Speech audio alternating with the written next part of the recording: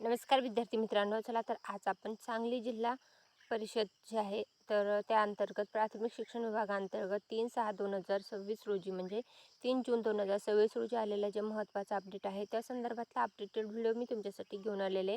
विषय आहे सर्वोच्च न्यायालय दिल्ली यांचे टेट आणि CTET पास होण्याच्या निर्णयाची अंमलबजावणी करण्याबाबत आलेले हे महत्त्वाचं अपडेट आहे. तर उपयुक्त विषयात अनुसरून आपणास कळण्यात येते की जिल्हा परिषद शाळेमधील शिक्षकांना पदोन्नती आणि नोकरीमध्ये सेवेत कार्यरत राहण्याबाबत सर्वोच्च न्यायालय दिल्ली यांनी टेट आणि CTET TET आणि CTET पास होण्यासाठी दिनांक 31 ऑगस्ट 2027 पर्यंतचा कालावधी देण्यात आलेला होता. परंतु सदर प्रकरणी सर्वोच्च न्यायालयात याचिका प्रलंबित होते. या सदर याचिकांच्या अनुषंगाने सर्वोच्च न्यायालय दिल्ली यांनी TET आणि CTET पास होण्यासाठी 31 ऑगस्ट 2028 ही मुदतवाढ देण्यात आलेली आहे.